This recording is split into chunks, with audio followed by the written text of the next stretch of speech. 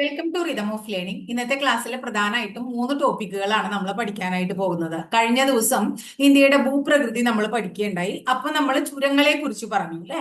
അപ്പൊ ചുരങ്ങളുടെ ക്ലാസ് വേറൊരു ദിവസം ടീച്ചർ എടുക്കാന്ന് പറഞ്ഞിട്ടുണ്ടായി. അപ്പൊ ഇന്ന് കേരളത്തിലെ ചുരങ്ങളും അതുപോലെ തന്നെ ഇന്ത്യയിലെ ചുരങ്ങളും 2 ടോപ്പിക്കുകൾ അതാണ്. കൂടാതെ കേരളത്തിലെ ഡാം, അപ്പൊ കേരളത്തിലെ വലിയ ഡാം ഏതാണ്, ആർച്ച് ഡാം ഏതാണ്, അത് എവിടെയാ സ്ഥിതി ചെയ്യണേ, അങ്ങനെയൊക്കെ പറഞ്ഞിട്ടുള്ള കുറെ അധികം ചോദ്യങ്ങൾ കാണാറുണ്ട് നമ്മൾ അല്ലെ.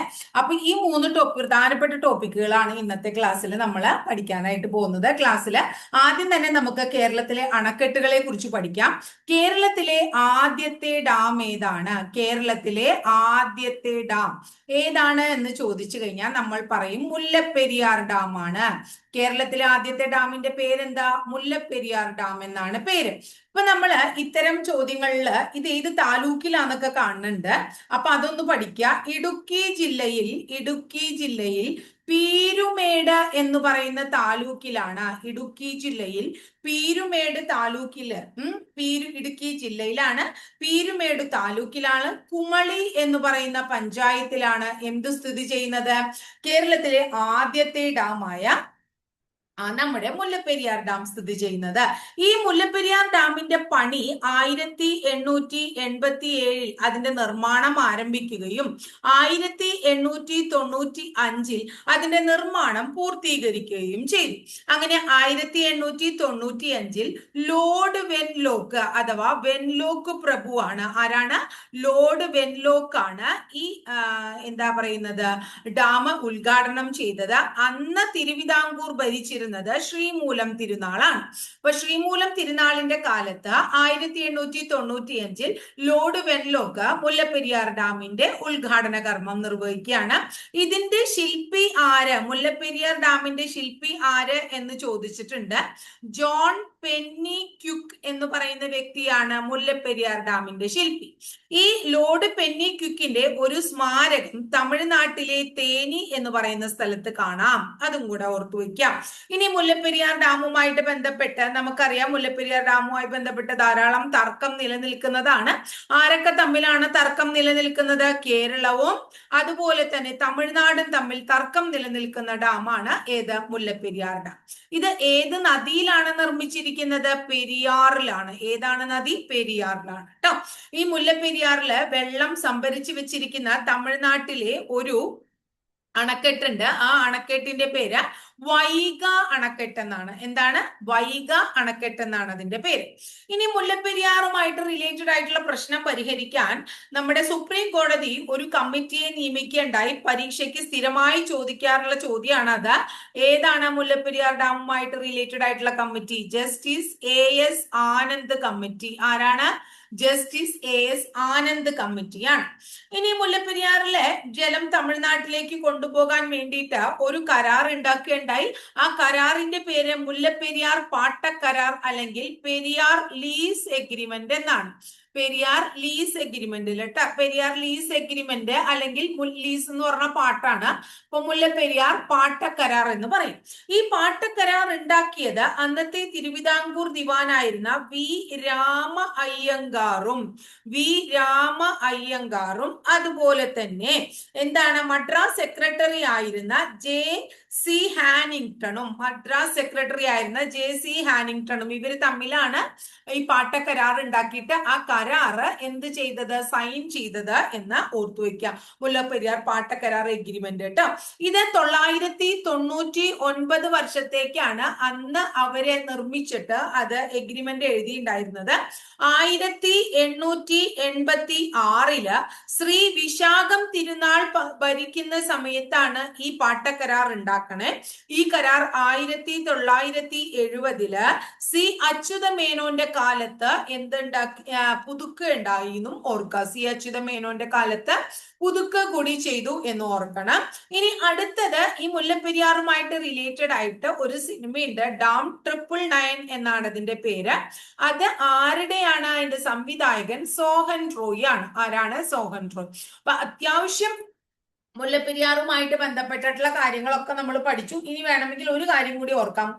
ഈ സുപ്രീം കോടതിയിൽ കേസൊക്കെ ഉള്ളത് കൊണ്ട് മുല്ലപ്പെരിയാറിന്റെ പരമാവധി ജലനിരപ്പ് സുപ്രീം കോടതി പറഞ്ഞേക്കണത് എത്രയാന്ന് ചോദിക്കാം.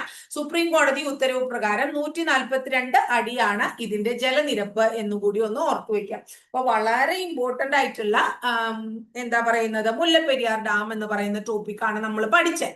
ഇനി അടുത്തത് നമ്മൾ പഠിക്കുന്നത് കേരളത്തിലെ ഏറ്റവും വലിയ ഡാമിനെ കുറിച്ചാണ്.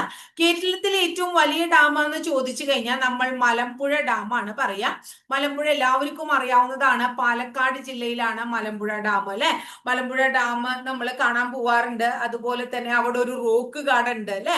ആ റോക്ക് ഗാർഡനെ കുറിച്ച് നിങ്ങൾക്ക് അറിയുന്നു വിചാരിക്കുന്നു. നേക്ക് ചന്ദ് എന്ന് പറയുന്ന വ്യക്തിയാണ് അതിന്റെ ശില്പി. ദക്ഷിണേന്ത്യയിലെ തന്നെ ആദ്യത്തെ റോക്ക് ഗാർഡൻ ആണ് ഏത്? മലമ്പുഴ. അതുപോലെ തന്നെ കേരളത്തിന്റെ വൃന്ദാവനം എന്ന് അറിയപ്പെടുന്നതും മലമ്പുഴ ഗാർഡനെയാണ്. അതുപോലെ മലമ്പുഴയിൽ ഒരു യക്ഷിയുടെ ശില്പമുണ്ട്. ആ ശില്പം നിർമ്മിച്ചത് ആരാന്നും ചോദിച്ചിട്ടുണ്ട്. കാനായി കുഞ്ഞിരാമൻ. ആരാണ്? കാനായി കുഞ്ഞിരാമനാണ് എന്ത് നിർമ്മിച്ചത്? മലമ്പുഴയിലെ യക്ഷിയുടെ ശില്പം നിർമ്മിച്ചത്. കേരളത്തിലെ ഏറ്റവും വലിയ ജലസേചന പദ്ധതിയും കേരളത്തിലെ ഏറ്റവും വലിയ ഡാമും രണ്ട് ചോദിച്ചു കഴിഞ്ഞാലും പാലക്കാട് ജില്ലയിലെ മലമ്പുഴയാണ് നമ്മൾ പറയാം. ഇത് 1955 ഇതിന്റെ ഉദ്ഘാടനം നിർവഹിക്കേണ്ടായി. അന്നത്തെ മദ്രാസ് മുഖ്യമന്ത്രിയായിരുന്ന കാമരാജാണ് ഇതിന്റെ ഉദ്ഘാടന കർമ്മം നിർവഹിച്ചത്. ക്ലിയർ ആയല്ലോ? അപ്പോ പാലക്കാട് ജില്ലയിലാണ്. ഇനി എന്താ പറയുന്നത്? മലമ്പുഴ നദിയിൽ തന്നെയാണ്. മലമ്പുഴ നദി ഭാരതപ്പുഴയുടെ പോഷക നദിയാണ്. ഭാരതപ്പുഴയുടെ പോഷക നദിയാണ് കേട്ടോ മലമ്പുഴ നദി. അപ്പൊ ഇതാണ് കേരളത്തിലെ ഏറ്റവും വലിയ ഡാമിനെ കുറിച്ച് നമുക്ക് പഠിക്കാനുള്ള കുറച്ച് കാര്യങ്ങൾ. ഇനി അടുത്തത് ഏഷ്യയിലെ ആദ്യത്തെ ആർച്ച് ഡാം ഏതാണ്? എപ്പോഴും പരീക്ഷയ്ക്ക് ചോദിക്കാറുള്ള ഒരു ചോദ്യമാണ് ആർച്ച് ഡാം. ആർച്ച് ഡാം എന്ന് പറഞ്ഞിട്ടുണ്ടെങ്കിൽ കുറവൻ കുറത്തി എന്ന് പറയുന്ന രണ്ട് മലകൾക്കിടയിൽ നിർമ്മിച്ച ആർച്ച് ഷേപ്പിലുള്ള ഡാമാണ്. കേരളത്തിലെ ഏറ്റവും ഉയരം കൂടിയ ഡാം എന്ന് ചോദിച്ചു കഴിഞ്ഞാലും ഈ ഡാമാണ് പറയാ. അപ്പൊ നമ്മൾ പറഞ്ഞു കുറവൻ കുറത്തി മലകൾക്കിടയിൽ നിർമ്മിച്ച ഈ ഡാമിന്റെ എന്താ പറയുന്നത് സ്ഥലം, ഇന്ന സ്ഥലത്ത് ഈ ഡാം പണിയാൻ നല്ലതാണ് എന്ന് പറഞ്ഞു കൊടുത്തത് ഒരു ആദിവാസി മൂപ്പനാണ്. ആ മൂപ്പന്റെ പേര് കൊലുമ്പൻ മൂപ്പൻ എന്നാണ്. എന്താണ്? കൊലുമ്പനാണ് കേട്ടോ. കൊലുമ്പൻ മൂപ്പൻ എന്ന് പറയുന്ന ആദിവാസി മൂപ്പനാണ് അതിന്റെ സ്ഥാനമൊക്കെ പറഞ്ഞു കൊടുത്തത്. ഇത് നിർമ്മിച്ചത് ആരുടെ സഹായത്തോടു കൂടിയിട്ടാണ് എന്ന് ചോദിച്ചാൽ കാനഡയുടെ സഹായത്തോടു കൂടിയാണ് നമ്മൾ ഇവിടെ നിർമ്മിച്ചത്. നിർമ്മാണം നടത്തിയത് 1976 ഇതിന്റെ ഉദ്ഘാടന കർമ്മം നിർവഹിച്ചത് ഇന്ദിരാഗാന്ധിയാണ് കേട്ടോ. ഇന്ദിരാഗാന്ധിയാണ്. ഇനി ഇടുക്കി ഡാമിന്റെ ഭൂഗർഭ പവർ സ്റ്റേഷൻ ഉണ്ട്. ഇതിന്റെ ഭൂഗർഭ പവർ സ്റ്റേഷൻ കേട്ടോ. ആ ഭൂഗർഭ പവർ സ്റ്റേഷൻ സ്ഥിതി ചെയ്യുന്നത് എവിടെയാണ് എന്ന് ചോദിച്ചു കഴിഞ്ഞാൽ മൂലമറ്റത്താണ് എന്ന് പറയും. എവിടെയാണ്? മൂലമറ്റം എന്ന് പറയുന്ന സ്ഥലത്താണ് കേട്ടോ. ഇനി അടുത്തത് നമുക്ക് പഠിക്കാനുള്ളത് കുറച്ച് ഡാമുകൾ.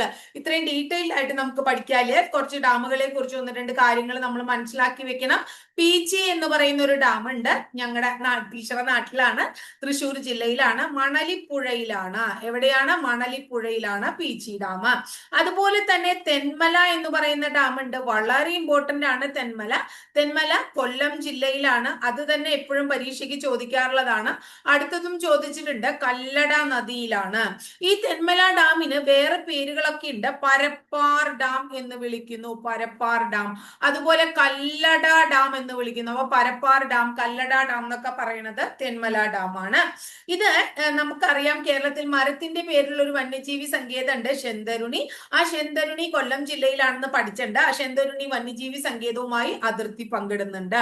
അടുത്ത് നമ്മൾ എല്ലാവരും കേട്ടിട്ടുള്ളതാണ് കേരളത്തിലെ തെക്കേയറ്റത്തെ നദിയാണ് നെയ്യാർ നദി. അവിടെ നെയ്യാർ ഡാം ഉണ്ട്. കേരളത്തിലെ തിരുവനന്തപുരം ജില്ലയിലാണ് നെയ്യാർ ഡാം. ചീങ്കണ്ണി പുനരധിവാസ ഗവേഷണ കേന്ദ്രമൊക്കെ ഇവിടെ സ്ഥിതി ചെയ്യുന്നുമുണ്ട്. ഇനി അടുത്തത് ബാണാസുര സാഗർ ഡാം എന്ന് പറയുന്ന ഡാമാണ്. ബാണാസുര സാഗർ. ബാണാസുര സാഗർ ഡാം സ്ഥിതി ചെയ്യുന്നത് വയനാട് ജില്ലയിലാണ്. അത് കബനി നദിയിലാണ്. എപ്പോഴും ചോദിക്കാറുള്ളതാണ്. ഏഷ്യയിലെ തന്നെ വലിയ രണ്ടാമത്തെ എർത്ത് ഡാം എന്ന് വിശേഷിപ്പിക്കുന്നത് ബാണാസുര സാഗർ ഡാമിനെയാണ് കേട്ടോ. കേരളത്തിലെ വലിയ എർത്ത് ഡാമാണ്. ഇന്ത്യയിൽ തന്നെ ആദ്യമായി ഒഴുകുന്ന സൗരോർജ നിലയം സ്ഥാപിച്ചത്. ഇന്ത്യയിൽ ആദ്യമായി ആദ്യമായി ഒഴുകുന്ന സൗരോർജ നിലയം സ്ഥാപിച്ചത് ബാണാസുര സാഗറിലാണ് കേട്ടോ.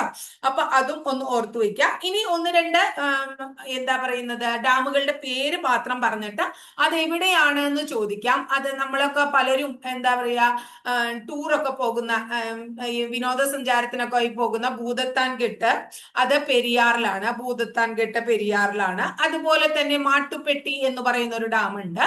ഈ മാട്ടുപ്പെട്ടി ഡാമും എവിടെ തന്നെയാണ് കാണപ്പെടുന്നത്? പെരിയാറിലാണ് കാണപ്പെടുന്നത്. അടുത്തത് ഇടമലയാർ എന്ന് പറയുന്ന ഡാം ഉണ്ട്, അതും പെരിയാറിലാണ്. ചെറുതോണി ഉണ്ട്, ചെറുതോണി ഡാമും പെരിയാറിലാണ്. അപ്പൊ ഇത്രയും ഡാമുകൾ പെരിയാർ നദിയിലാണ് എന്ന് ഓർക്കാം. ഇനി അടുത്തത് പലപ്പോഴും ചോദിച്ചിട്ടുണ്ട്, പഴശ്ശി രാജയുടെ പേരിലുള്ള പഴശ്ശി ഡാം സ്ഥിതി ചെയ്യുന്നു. പഴശ്ശി ഡാം വളപട്ടണം പുഴയിലാണ്. വളപട്ടണം കണ്ണൂർ ജില്ലയിൽ വളപട്ടണം പുഴയിലാണ്.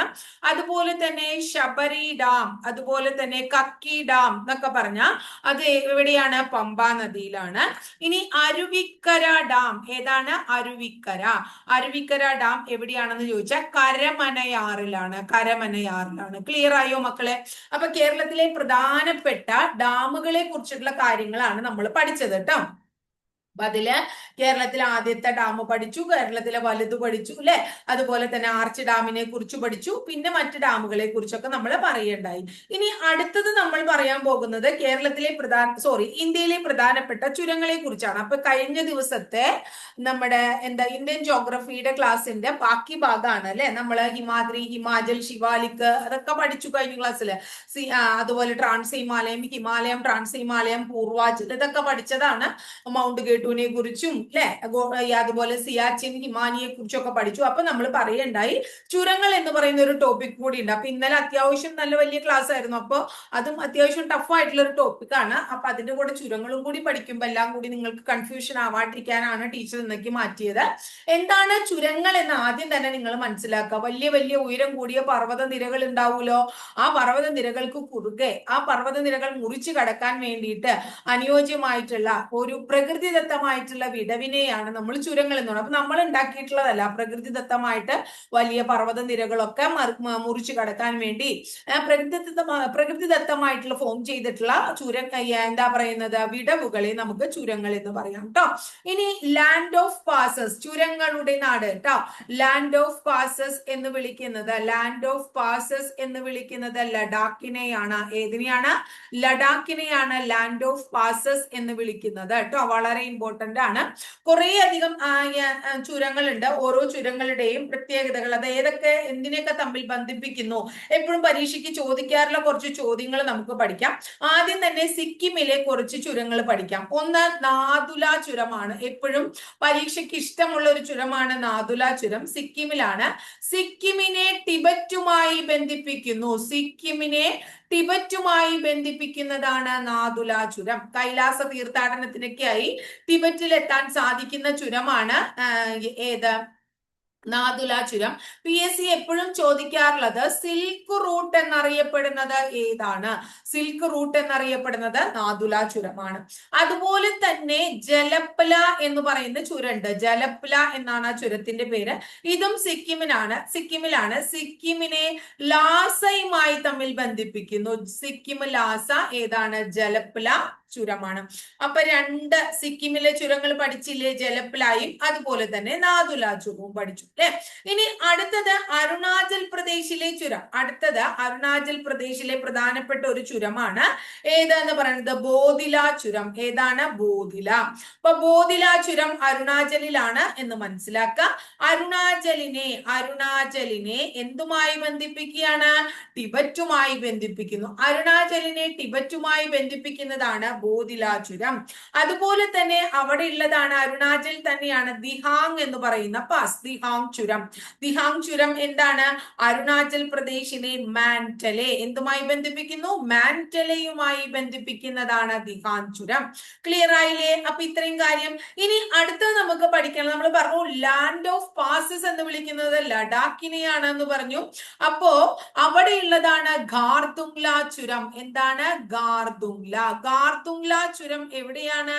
ലഡാക്കിലാണ്. സിയാച്ചിൻ ഗ്ലേസിയറുമായിട്ട് ബന്ധിപ്പിക്കുന്ന ബന്ധിപ്പിക്കുന്നതാണ് ഏതു ചുരം എന്ന് മനസ്സിലാക്കുക? ഗാർദുംഗ്ല ചുരം എന്ന് മനസ്സിലാക്കുക. ഇനി അടുത്തത് ഹിമാചൽ പ്രദേശിലെ പ്രധാനപ്പെട്ട ചുരങ്ങൾ പഠിക്കണം. ഒന്ന് ബരാലാച്ചില, ബരാലാച്ചില ട്ടോ, ബരാലാച്ചില, ബരാലാച്ച ഏതാണ്? ഹിമാചൽ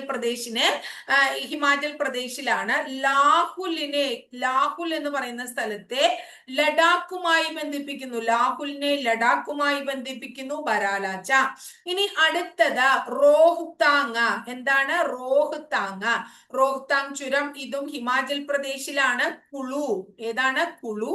അതുപോലെ തന്നെ ലാഹുൽ എന്ന് പറയുന്ന സ്ഥലങ്ങളെ, കുളു, ലാഹുൽ എന്ന് പറയുന്ന സ്ഥലങ്ങളെ സിപ്തി താഴ്വരകളുമായി ബന്ധിപ്പിക്കുന്നു. സിപ്തി താഴ്വരകളുമായി ബന്ധിപ്പിക്കുന്നത് റോഹ്താങ് ആണ്. ക്ലിയർ ആയോ? അടുത്തത് ഷിപ്കിലയും ഹിമാചൽ പ്രദേശിലാണ്.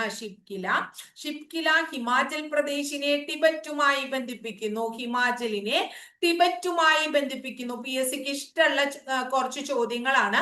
ഒന്ന് ഷിപ്കില, അടുത്തത് ബോധില, അടുത്തത് നാദുല, അടുത്തത് ജലപ്ല. ഇതൊക്കെ സ്ഥിരമായി കാണാറുള്ള ചോദ്യങ്ങളാണ്. ഇനി അടുത്തത് വളരെ ഇമ്പോർട്ടന്റ് ആയിട്ടുള്ളതാണ്. സോജില എന്നതാണ് അതിന്റെ പേര്. ഇത് ജമ്മു കാശ്മീരിലാണ്. ശ്രീനഗറിനെ കാർഗിലുമായി ബന്ധിപ്പിക്കുന്നു.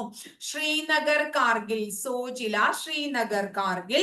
അതുപോലെ തന്നെ ഇവിടെ ജമ്മു കാശ്മീരിൽ തന്നെയാണ് ബനിഹാൾ എന്ന് പറയുന്നത്. ബനിഹാള് ജമ്മുവിനെ ശ്രീനഗറുമായി കണക്ട് ചെയ്യുന്നു. ജമ്മു ശ്രീനഗർ. ക്ലിയർ ആയോ? അപ്പൊ ഇത്രയുമാണ് പ്രധാനപ്പെട്ട നമുക്ക് കുറച്ച് എന്തുള്ളത് ചുരങ്ങൾ പഠിക്കാനുള്ളത്. ഈ ചുരങ്ങൾ ഇത് ഇന്ത്യയുമായിട്ട് റിലേറ്റഡ് ആയിട്ടുള്ള ഇന്ത്യയിലെ പ്രധാനപ്പെട്ട ചുരങ്ങളാണ്. അതുപോലെ തന്നെ ഇനി നമുക്ക് പഠിക്കാനുള്ളത് കേരളത്തിലെ പ്രധാനപ്പെട്ട ചുരങ്ങളാണ്. അപ്പൊ കേരളത്തില് നമ്മൾ പറയും പശ്ചിമഘട്ടം അഥവാ വെസ്റ്റേൺ ഗാട്സ് ട്ടോ. വെസ്റ്റേൺ ഗാട്സ് എല്ലാവർക്കും അറിയുന്നതാണ്, ടീച്ചർ പറയേണ്ട കാര്യമില്ല വെസ്റ്റേൺ ഗാട്സിനെ കുറിച്ച്. വെസ്റ്റേൺ ഗാട്സില് 16 ചുരങ്ങളുണ്ട്. എത്ര ചുരങ്ങളുണ്ട് എന്ന് പറഞ്ഞാൽ 16 ചുരങ്ങളാണ്. ആ 16 ചുരത്തിൽ ഏറ്റവും വലിയ ചുരം എന്ന് പറയുന്നത് പാലക്കാട് ചുരമാണ്. ഏത് ചുരമാണ്? പാലക്കാട് ചുരമാണ്. വെസ്റ്റേൺ ഗാട്സിലെ 16 ചുരങ്ങളിലെ ഏറ്റവും വലിയ ചുരം ഏതാണ്? പാലക്കാട് ചുരമാണ്. ഇത് പാലക്കാടിനെ കോയമ്പത്തൂരുമായി ബന്ധിപ്പിക്കുന്നു. ബന്ധിപ്പിക്കുന്നതാണ് പാലക്കാട് ചുരം. ഇനി അടുത്തത് നമുക്ക് സ്ഥിരമായി PSC ചോദിക്കാറുള്ള ചോദ്യങ്ങൾ, കുറച്ച് ചുരങ്ങൾ പഠിച്ചിട്ട് ബാക്കി കാര്യങ്ങളിലേക്ക് വരാം. ഒന്ന് ആര്യങ്കാവ് ചുരമാണ്. ആര്യങ്കാവ് വളരെ ഇമ്പോർട്ടന്റ് ആയിട്ടുള്ള ചുരമാണ്. പുനലൂരിനെ എന്തുമായി ബന്ധിപ്പിക്കുകയാണ്? പുനലൂരിനെ ചെങ്കോട്ടയുമായി ബന്ധിപ്പിക്കുന്നത് ആര്യങ്കാവ് ചുരമാണ്. ക്ലിയർ ആയോ? അടുത്തത് പേരമ്പാടി എന്നാണ് ചുരത്തിന്റെ പേര്. പേരമ്പാടി ചുരം കണ്ണൂരിനെ കൂർഗുമായി ബന്ധിപ്പിക്കുന്നു. പേരമ്പാടി ചുരം. അടുത്ത ചുരത്തിന്റെ പേര് ബോഡി നായ്ക്കന്നൂർ എന്നാണ്. ബോഡി നായ്ക്കന്നൂർ ചുരം എന്തുമായി ബന്ധിപ്പിക്കുന്നു? ഇടുക്കിയെ മധുരയുമായി ബന്ധിപ്പിക്കുന്നത് ബോഡി നായ്ക്കന്നൂർ ആണ്. അടുത്ത നമ്മൾ സിനിമയിലൊക്കെ ധാരാളം കേട്ടിട്ടുള്ളതാണ് താമരശ്ശേരി ചുരം. അല്ലെ, എല്ലാവർക്കും സംശയമാണ് താമരശ്ശേരി പറയുമ്പോൾ നമ്മൾ അത് തെറ്റിക്കരുത്. കോഴിക്കോടിനെ മൈസൂരുമായി ബന്ധിപ്പിക്കുന്നു. പലർക്കും എന്ത് തോന്നാം? വയനാട് എന്ന് തോന്നാം. പക്ഷെ താമരശ്ശേരി ചുരം കോഴിക്കോടിനെ മൈസൂരുമായിട്ട് ബന്ധിപ്പിക്കുന്നതാണ്. അടുത്തത് ആലുവാമൊഴി എന്നാണ് പേര് ചുരത്തിന്റെ. ആലുവാമൊഴി. ഈ ആലുവാമൊഴി ചുരത്തിന്റെ പ്രത്യേകത എന്താ? തിരുവനന്തപുരത്തെ തിരുനെൽവേലിയുമായി ബന്ധിപ്പിക്കുന്നു. തിരുനെൽവേലിയുമായി ബന്ധിപ്പിക്കുന്നത് ഏതാണ്? ആലുവാമൊഴിയാണ്. അടുത്തത് നോക്കൂ. അടുത്ത ചുരത്തിന്റെ പേര് പാൽ ചുരം എന്നാണ്. പാൽ ചുരം വയനാടിനെ കണ്ണൂരുമായി ബന്ധിപ്പിക്കുന്നത് ഏതാണ്? പാൽ ചുരമാണ്. അപ്പൊ ഇത്രയും കാര്യം ക്ലിയർ ആയോ? ഇനി അടുത്തത് ടീച്ചർ വേറെ 1-2 കാര്യങ്ങളും കൂടെ പറയാം. വയനാടിന്റെ പ്രവേശന കവാടം വയനാടിന്റെ പ്രവേശന കവാടം എന്ന് ചോദിച്ചാൽ എന്താണ് നമ്മൾ ഉത്തരം പറയേണ്ടത്? താമരശ്ശേരി ചുരം. ഏതാണ്? താമരശ്ശേരി. എന്താണ്? വയനാടിന്റെ എന്താണ്? വയനാടിന്റെ പ്രവേശന കവാടം. വയനാടിന്റെ പ്രവേശന കവാടം എന്നറിയപ്പെടുന്നു താമരശ്ശേരി ചുരം. താമരശ്ശേരി ചുരത്തിനെ വയനാട് ചുരം എന്നും വിളിക്കുന്നു. പക്ഷെ അത് കോഴിക്കോടിനെ എന്താണ്? മൈസൂരുമായി ബന്ധിപ്പിക്കുന്നതാണ് കേട്ടോ. ഈ താമരശ്ശേരി ചുരം നിർമ്മിക്കാനായിട്ട് ബ്രിട്ടീഷുകാരെ സഹായിച്ചത് ഒരു ആദിവാസിയാണ്. അദ്ദേഹത്തിന്റെ പേര് കരിന്തണ്ടൻ എന്നാണ്. കരിന്തണ്ടൻ എന്ന ആദിവാസിയാണ്. ക്ലിയർ ആയില്ലേ? വളരെ ക്ലിയർ ആയിട്ട് മനസ്സിലായി എന്ന് വിചാരിക്കുന്നു. ഇനി അടുത്തത് വയനാടിനെ മൈസൂരുമായി ബന്ധിപ്പിക്കുന്ന വേറൊരു ചുരണ്ട്. അതിന്റെ പേര് പെരിയ ചുരം എന്നാണ്. വയനാടിനെ മൈസൂരുമായി ബന്ധിപ്പിക്കുന്നു. വയനാടിനെ മൈസൂരുമായി ബന്ധിപ്പിക്കുന്ന ചുരം ഏതാണ്? പെരിയ ചുരമാണ്. അതും കൂടി ഓർത്തു വെക്കാം. ഇനി നോക്കൂ, നമ്മൾ പറഞ്ഞു പശ്ചിമഘട്ടത്തിലെ ഏറ്റവും വലിയ ചുരമാണ് പാലക്കാട് ചുരം. പാലക്കാട് ചുരത്തിലൂടെ ഒഴുകണ നദി ഏത് എന്ന് ചോദിച്ചു കഴിഞ്ഞാൽ നിങ്ങൾ പറയണം ഭാരതപ്പുഴയാണ്. ഏതാണ്? ഭാരതപ്പുഴയാണ്. വളരെ ഇമ്പോർട്ടന്റ് ആയിട്ടുള്ള ഒരു ചുരമാണ് ഇത്. കേരളത്തിൽ നിന്ന് തെക്ക് പടിഞ്ഞാറൻ മൺസൂൺ കാറ്റിനെ തമിഴ്നാട്ടിലേക്കും തമിഴ്നാട്ടിൽ നിന്നുള്ള ഉഷ്ണക്കാറ്റിനെ കേരളത്തിലേക്കും കടത്തിവിടുന്നത് ഏതാണ്? പാലക്കാട് ചുരമാണ് എന്ന് മനസ്സിലാക്കാട്ടോ. അതുപോലെ തന്നെ കോയമ്പത്തൂരിനെയും പാലക്കാടിനെയും തമ്മിൽ ബന്ധിപ്പിക്കുന്നു എന്ന് നമ്മൾ പഠിച്ചു. ഇനി നമുക്ക് പഠിക്കാനുള്ളത് ഈ ചുരങ്ങളിലൂടെ കടന്നു പോകുന്ന പ്രധാനപ്പെട്ട ദേശീയ പാതകളാണ്. വയനാട് ചുരത്തിലൂടെ പ്രധാനപ്പെട്ട ഒരു ദേശീയ പാത കടന്നു പോകുന്നു. അതിന്റെ പേര് NH 766 എന്നാണ്. വയനാട് ചുരത്തിലൂടെ കടന്നു പോകുന്നു NH 766. അടുത്തത് ആര്യങ്കാവ് ചുരത്തിലൂടെ കടന്നു പോകുന്ന ദേശീയ പാതയുടെ പേര് ചോദിച്ചാൽ NH 744. NH 744 ആണ്.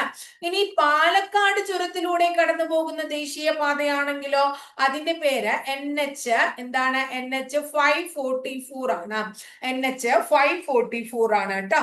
ഇനി അടുത്തത് ബോഡി നായ്ക്കന്നൂർ ചുരം. നമ്മൾ പഠിച്ചു ബോഡി നായ്ക്കന്നൂർ. ആ ബോഡി നായ്ക്കന്നൂർ ചുരം ഇടുക്കിയെ മധുരയുമായി ബന്ധിപ്പിക്കുന്നു അല്ലെ.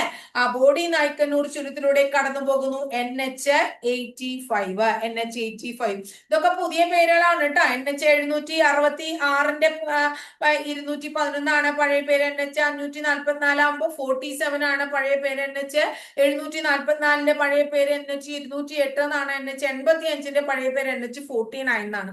നമുക്ക് പുതിയ പേരുകളാണല്ലോ പഠിക്കേണ്ടത്, അതുകൊണ്ടാണ് പുതിയത് പഠിച്ചത്. അപ്പൊ ഇത്രയാണ് ഇന്നത്തെ ക്ലാസ്സിൽ നമ്മുടെ ചുരങ്ങളെ കുറിച്ചും അതുപോലെ തന്നെ ഡാമുകളെ കുറിച്ചും പഠിക്കാനുള്ളത്. വളരെ ഇമ്പോർട്ടന്റ് ആയിട്ടുള്ള ഒരു ഹോട്ട് ടോപ്പിക് ആണ്.